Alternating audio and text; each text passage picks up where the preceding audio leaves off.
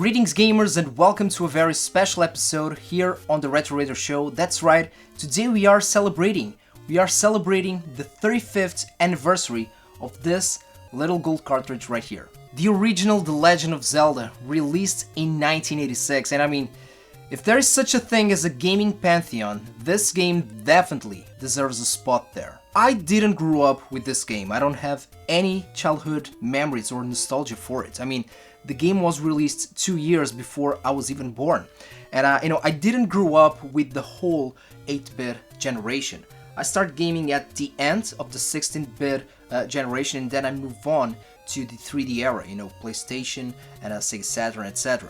But then growing up, emulation came, and when I was around in my, my teens, like 15, 16, I started to experience a lot of games that I didn't grow up with. Until that time, I didn't have the chance to put my hands on. Thanks to emulation. And I've already talked about a lot of these stories, on my video game memories segment here on the channel. But, when I was around, my early 20s, that's when I got into NES collecting. And of course one of the games that I always wanted to try was the original Legend of Zelda. But this was not my first contact with the Legend of Zelda series. The first Zelda game that I played was Ocarina of Time on the Nintendo 64. And I mean, that game just blew my mind away. I didn't have the Nintendo 64 when I first played it. I played it at a friend's house. And later on, when I got my Nintendo 64, this was one of the games that I really wanted to have and to play. Then going back to emulation, and this was around, the early 2000s. I used to play a lot of these retro games on PC, through ROMs. That's when I first played A Link to the Past, and of course it was very different from Ocarina of Time. We're talking about a 2D game. But I mean, that game truly is a masterpiece. I think that still to this time, Ocarina of Time remains my favorite, from those two. But if you like 16-bit games, if you like pixel art, if you like the Super Nintendo and the Super Famicom, A Link to the Past is a mandatory game for you to play. Then, NES collecting, when I got into the NES. This was really my gateway to 8-bit gaming, in which now I appreciate. But I have to say that back then, it was not really my thing. I will dare to say that it was kinda too old for me. Because 16-bit was more eye-appealing to me. I preferred to play those games. But then, going into 8-bit with the NES, I started to realize where, the games that I grew up with came from. So during my game hunt sessions, I managed to grab this copy right here of Legend of Zelda in all of its golden glory. So this was the very first time that I played the original Zelda on an original NES. And initial thoughts, well, I was expecting, at the time, keep in mind guys, this was like, 12 years ago, more or less. I was expecting more of a Link to the Past experience, but with worse graphics. Of course, we're talking about an 8-bit game again. And I just couldn't really wrap my head around the game because I kinda knew what I was doing, but I didn't know that it was going to be such a complex game for an 8-bit game. Here's the deal, this is something that I always say. If you didn't grow up with this era like me, and if you do want to experience this game, it doesn't matter if you're going to play it on emulation or original hardware. Make sure that you have a guide, because otherwise you're going to spend, a lot of time. You're going to feel a little bit lost within the game, especially if you don't have the manual, if you don't know the lore of The Legend of Zelda. If this is going to be your first contact with the series, and I mean, by any means, if you want to have the original experience, go for it. But to me, I was indeed in a desperate need for a guide, and so I did. I looked for a guide of the game, and it's not that I am the biggest Legend of Zelda fan, when it comes to the whole franchise, but Legend of Zelda is one of those franchises where it doesn't matter when you start to game. It doesn't matter if you're a Nintendo fan. It doesn't matter. If you're a gamer, there's definitely a Legend of Zelda game for you. I never actually finished the game on the original hardware. Later on, I got my Retron 5, where I used to play this original cartridge on it. and of course, with save states and again with the guide, I did finish the game on the Retron 5. Then a couple of years ago, 2016, when Nintendo released the NES Classic, of course that Legend of Zelda, the original Zelda was there, and I finished the game for a second time on the NES Classic. So with all of this being said, why am I making this video? To celebrate this anniversary. Again, taking into account that it is not a game that was part of my childhood imaginarium. Taking into account that it is not by any means one of my favorite franchises. I have to make this video. I had to because I have a lot of respect for this game. And on an indirect way, this game truly made an impact on me. I'm almost 33 years old today, and of course that, my taste in gaming changed a little bit, which is normal. It happens with everything, in gaming, my musical taste, movies. For example, let's grab the example of music. I'm still a metalhead. I still listen to heavy metal, but it's not like when I was 14, 15 years old.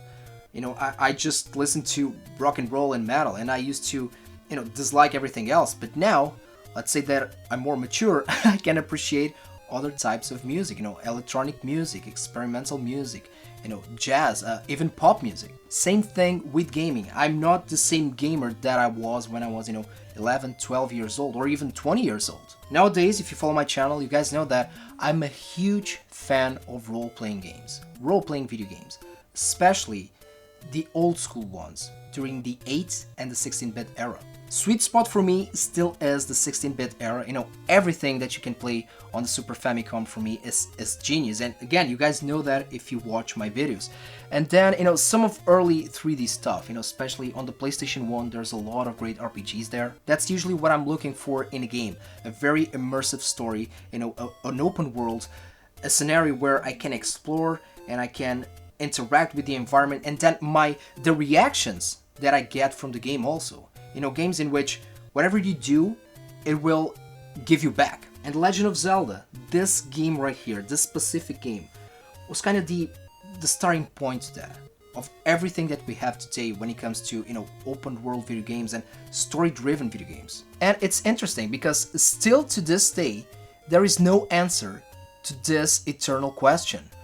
Is the original The Legend of Zelda an RPG? And if you start to explore and if you start to dig the subject, in old forums, Facebook groups, YouTube videos, podcasts, you name it, you do have good arguments from both sides of the fence. Me personally, and this is something that I've mentioned not that long ago, I work at I'm currently working on a television program here in Portugal dedicated to retro gaming. It is actually called Retro Gamers. I was one of the commentators on the episode dedicated to RPGs, and of course that we've talked about Legend of Zelda, and this is what I said. You do have good arguments from both sides, but it's undeniable to say that all of the ingredients that make an RPG what an RPG is, you have those ingredients on the original Legend of Zelda. It's a story-driven game. You do have the character development, both in statistics, right? And in the story. You go to dungeons, you fight monsters, you gather treasure, you have a big story arc, you have a world, world building there, and in the end, you do have to save the princess. If you think about it, The Legend of Zelda could have been, a Dungeons and Dragons adventure, a tabletop adventure. It changed the genre. And again, let's not forget that this game was released before Dragon Quest and the original Final Fantasy. The old school top-down view that we all love, which is present, still to this day in lots of games. For example, Pokemon, right? Remember the old school Pokemons on the Game Boy? If you think about it, was kind of inspired on the Legend of Zelda also. That's why I said in the beginning of the video that if there's a gaming pantheon, this game deserves a spot there, Like, we have these games that are iconic and everybody knows, everybody loves. Games like, Tetris, Pac-Man, Pong, Space Invaders.